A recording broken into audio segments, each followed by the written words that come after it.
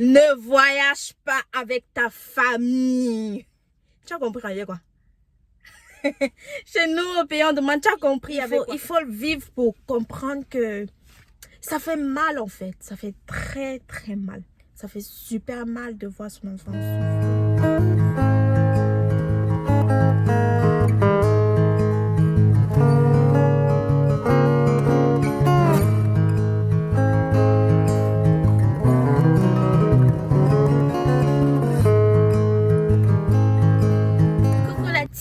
Coucou la famille, coucou les nouveaux abonnés, les anciens, tout le monde. Bonjour, bonsoir. Ça dépendra l'heure à laquelle tu tomberas sur ma vidéo. J'espère que vous allez super bien. Moi, je vais super bien. Donc, bienvenue dans cette nouvelle vidéo où j'ai trop envie de parler avec vous d'un sujet qui un petit peu sérieux, dans le sens où il faut bien réfléchir à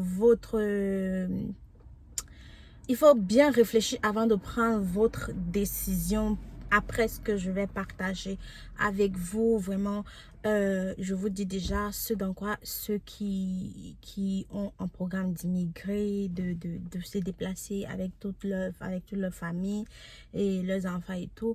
Vraiment, il faut vraiment prendre les tenants, les aboutissants, prendre le pour et le contre de tout, mettre dans la balance. Ce que je vais partager avec vous, est-ce que ça va s'appliquer sur vous? Est-ce que vous avez les mêmes réalités? Est-ce que il faut vraiment se poser des bonnes questions, parce que des décisions comme ça, à la tête comme ça, on peut arriver sur le terrain et les regretter. Mais avant que j'entre dans le vif du sujet, je souhaite la bienvenue à tous nos nouveaux abonnés, parce que je vois ça continue de grimper. Bientôt on va atteindre 2500 abonnés et vous êtes juste de cœur. Continuez de liker, de commenter, de partager. Mettez, même si vous ne vous abonnez pas, likez au moins. Parce que vous êtes nombreux à regarder les vidéos, mais vous likez pas. Likez pour que l'algorithme de YouTube me propose plus, ou que ça monte quoi. Et que ça tombe. Et que la vidéo tombe chez des gens qui seront vraiment intéressés. Donc vraiment, déjà, pour le courage que vous me donnez, pour tout le soutien que vous m'apportez, merci mille fois. Moi je suis tout le temps ravie de vous retrouver, de faire une vidéo. Je suis tout le temps excitée quand je veux partager quelque chose avec vous.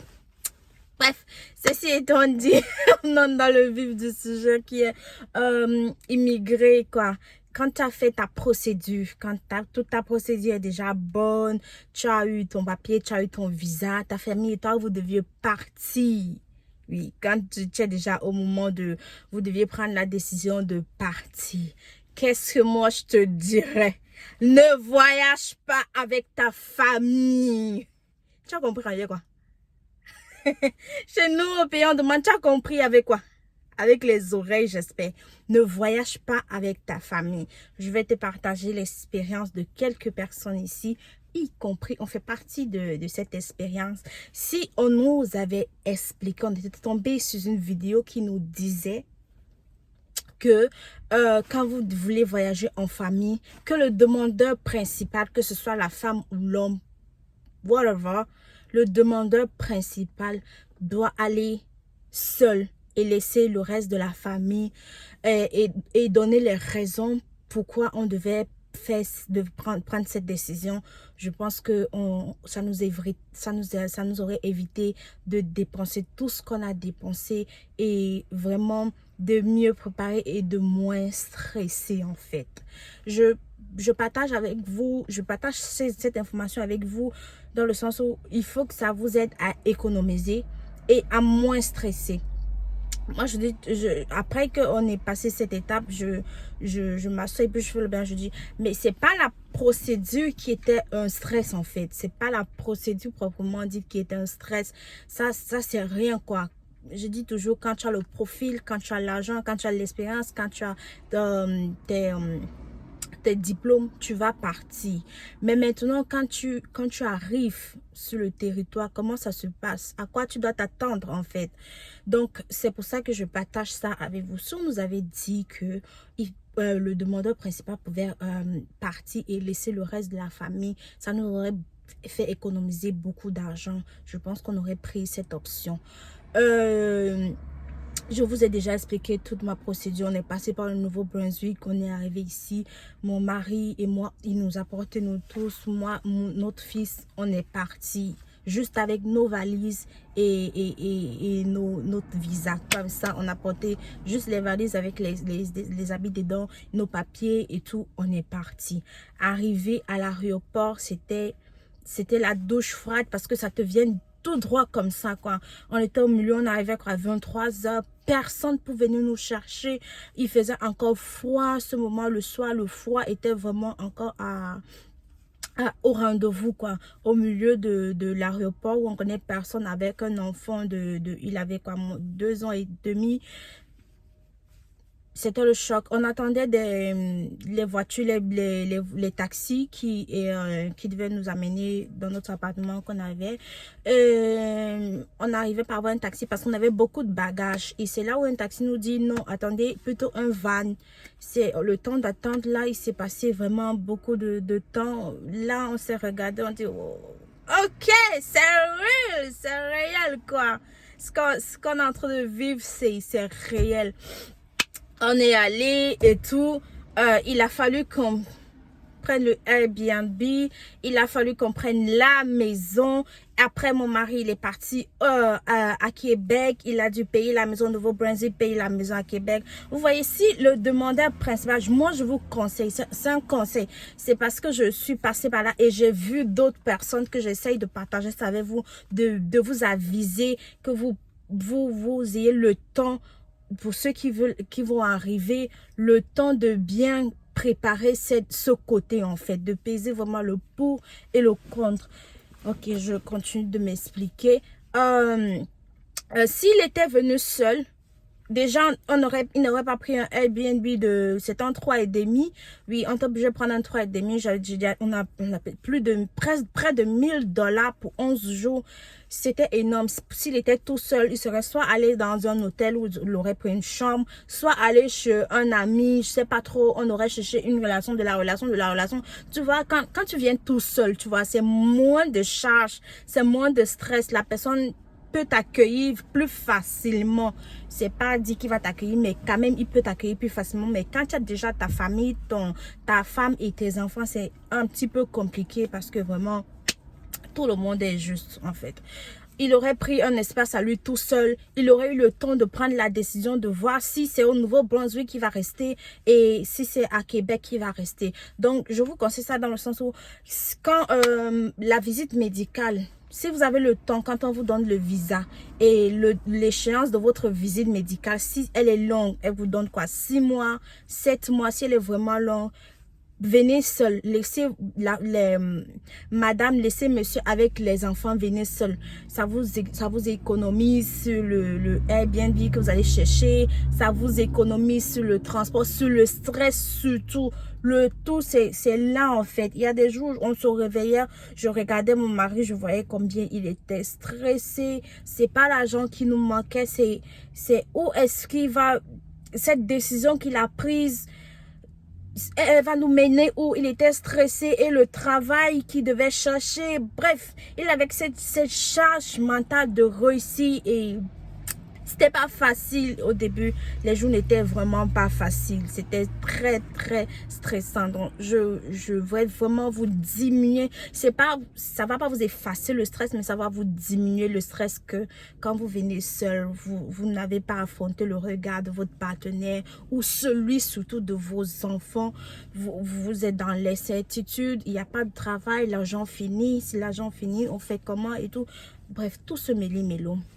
Pourtant vous venez seul, le stress est moins, vous avez le temps de vous établir, vous avez le temps de chercher les garderies. Vous avez le temps de chercher les garderies. Vos enfants viennent, ils ont déjà la garderie direct, ils vont à la garderie. Donc, quand vous venez, vous avez fini de faire les papiers, prendre le ticket de bus et tout, et tout, et tout.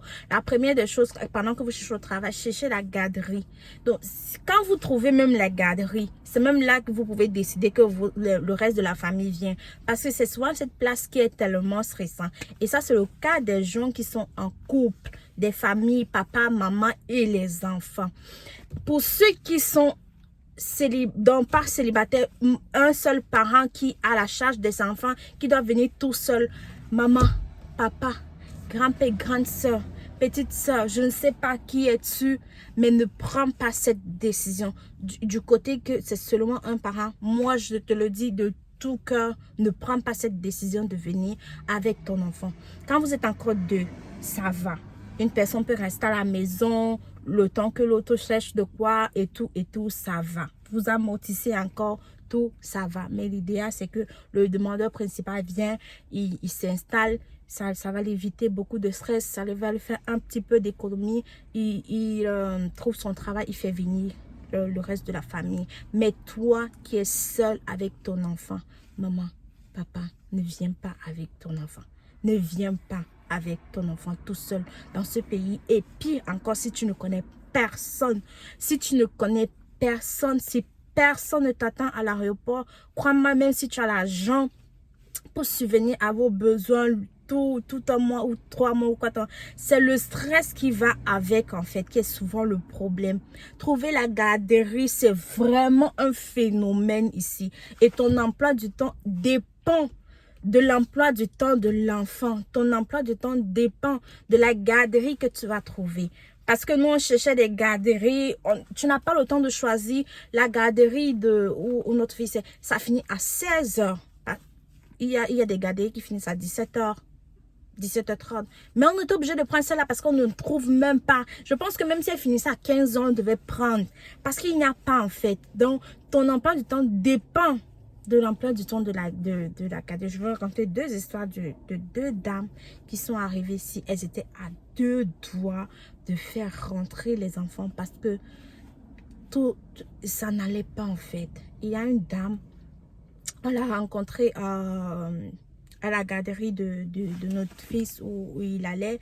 Elle est arrivée tout seul avec sa fille. Je dis tout seul. Quand il m'a dit ça, j'ai dit what? Et on venait à peine de sortir de Nouveau-Brunswick. Je viens de passer 4 mois au Nouveau-Brunswick. Like, tu n'as pas pris cette décision, quoi. Elle me regarde et dit, oh my gosh, je suis là. Et puis, je regrette ma décision. Elle dit, elle aurait dû laisser son enfant. Le truc, c'est qu'elle est mariée, elle a son mari. Mais quand elle faisait sa procédure, où elle a commencé célibataire, je sais pas. Au fil du temps, ils n'ont pas pu émettre son mari dans son dossier. Je ne sais pas trop quoi. Bref, elle est venue seule avec l'enfant. Son stress, c'était le matin. Trouver déjà le travail. Parce que dans son domaine, elle n'a pas pu trouver du travail. Elle a dû faire une formation et tout. Et elle n'a pas pu trouver du travail dans son domaine rapidement. Et même le travail qu'elle a trouvé, il fallait qu'elle finisse. La garderie ferme à 16 h. Il fallait qu'elle finisse à 15h30. Il fallait qu'elle ne soit pas loin du lieu de garderie parce qu'elle soit à un bus. Donc, elle n'a qu'un bus pour arriver, pour prendre la garderie. Parce que je vous ai dit, à la garderie, tu arrives à peu de 16 h. Chaque 15 minutes, oui, 5 minutes, c'est 15 $. Donc, il faut qu'elle soit là à 16 h, pas plus. Elle peut être là moins, mais pas plus en fait. Donc, elle doit chercher l'emploi du temps qui va aller avec le travail et avec la garderie. À un moment, elle est arrivée, elle me dit, elle va renvoyer l'enfant.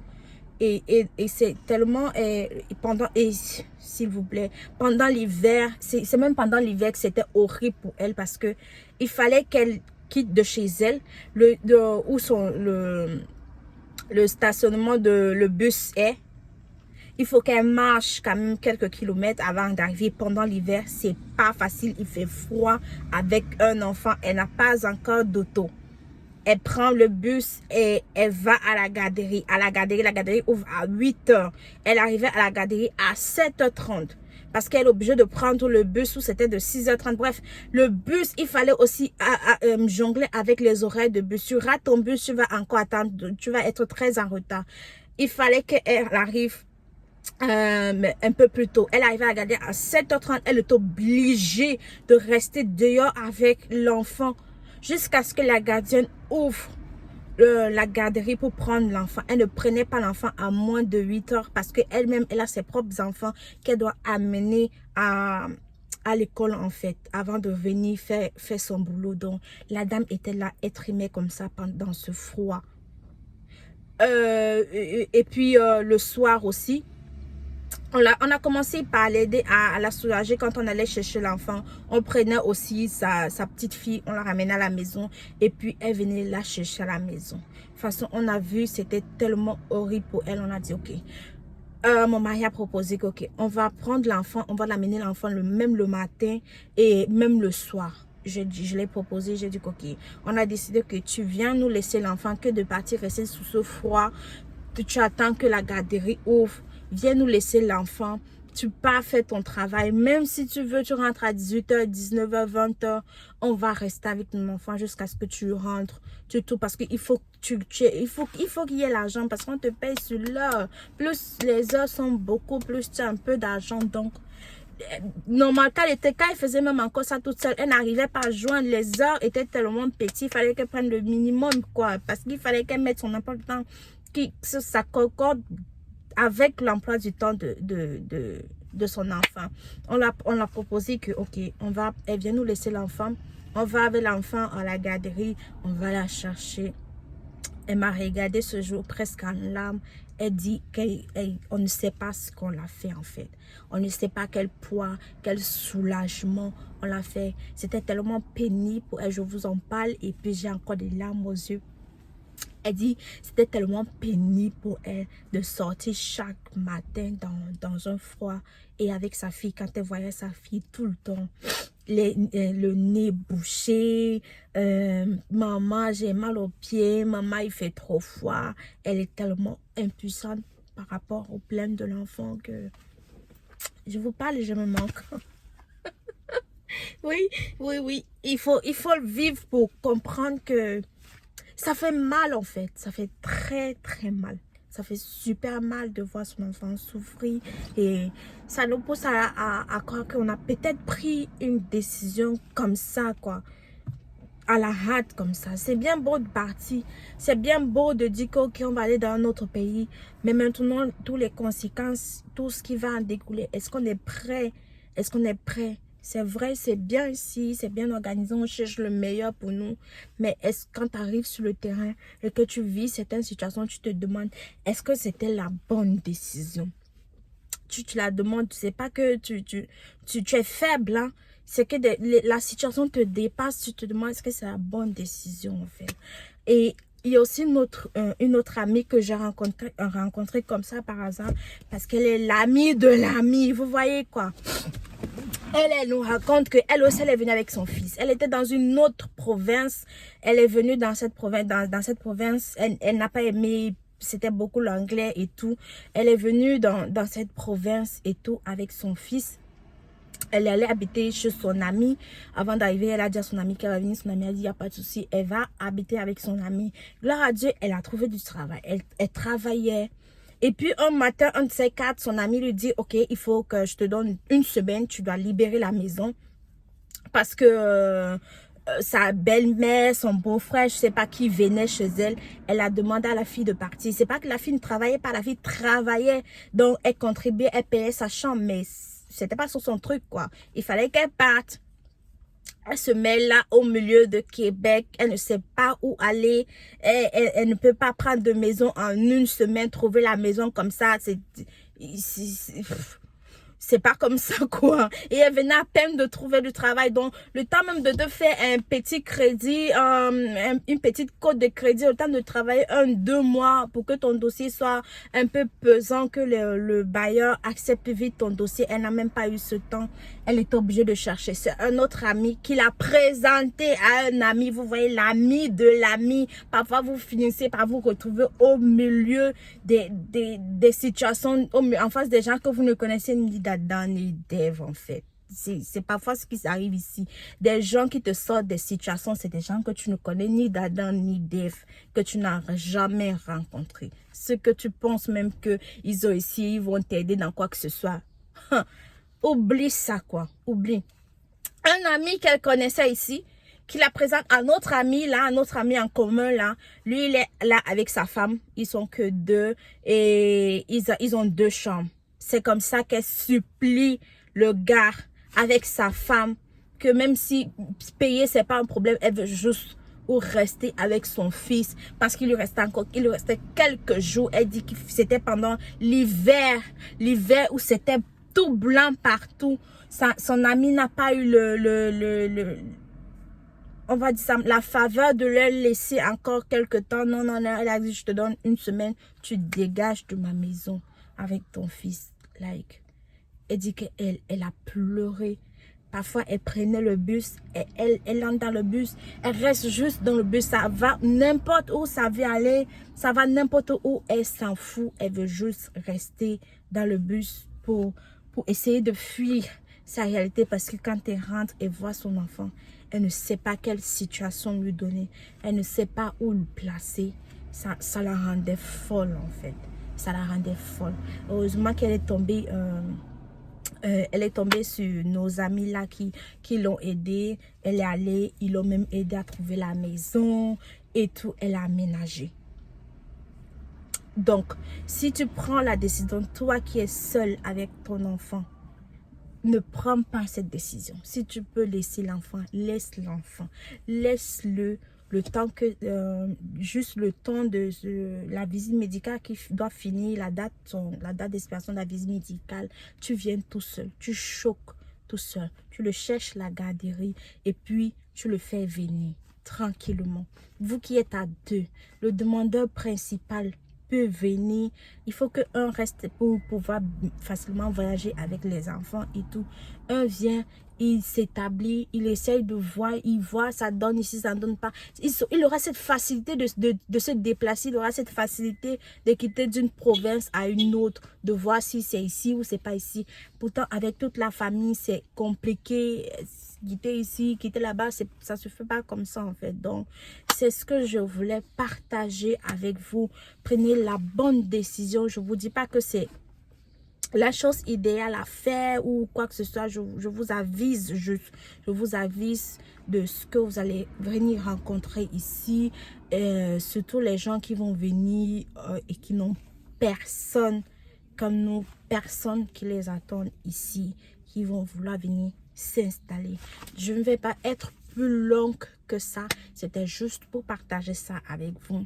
J'espère que la procédure dans laquelle vous êtes avance bien, avance à grands pas et que vous allez m'écrire comme plein d'autres m'ont écrit que ah Ida, nous sommes enfin là, je suis là ou j'arrive telle période et tout, je vais habiter tel endroit. Je serai ravie de te lire, je serai ravie de te répondre. Laissez-moi un si tu es arrivé au bout de cette vidéo, lâche-moi un cœur, like juste, ne t'abonne même pas, like seulement parce que peut-être t'abonner c'est trop de travail, mais like, laisse-moi un pouce bleu pour que l'algorithme me propulse encore plus et je vous retrouve à la prochaine vidéo. J'ai pas oublié j'ai une qui m'a demandé tout à l'heure que ta deuxième surprise que tu avais dit que tu allais nous raconter, c'était quoi? J'ai pas oublié, je travaille fort dessus. Moi, je fais partie des gens qui j'aime bien partager mes trucs quand ils sont finis, mes réussites ou mes projets. Quand ils sont finis, quand ils sont arrivés au thème et que je peux en parler, je serai plus à l'aise de vous dire quelque chose qui est à moitié terminé. Ça, non, je vais encore garder ça pour moi, mais vous serez les premiers à être au courant. Dès que c'est fini, dès que c'est opérationnel, je vais vous dire ça. Sur ce, portez-vous bien. Je vous souhaite le meilleur. Toi qui me regardes, qui a ton projet, tu n'as peut-être pas encore commencé parce que tu n'as pas d'argent. Ne t'inquiète pas, ne lâche rien. Continue de prendre ton temps. continue de prendre ton temps, de mûrir ta décision, de réfléchir au pour et au contre. Je dis, mets toutes les chances de ton côté avant que des choses imprévues se présentent à toi. Mais au moins, tu auras déjà un peu anticipé. C'est vrai qu'on ne peut pas tout anticiper, mais on peut au moins amortir. Tu seras déjà au moins préparé à beaucoup de choses. Je te souhaite beaucoup de bonheur dans ton projet et je te retrouve à la prochaine vidéo. Et surtout, dis-moi en commentaire ce que tu aimerais savoir d'ici, des trucs de réalité qu'on trouve ici. Je serais ravie de faire cette recherche pour toi et de te le partager. Sur ce, bonne soirée. Bye bye.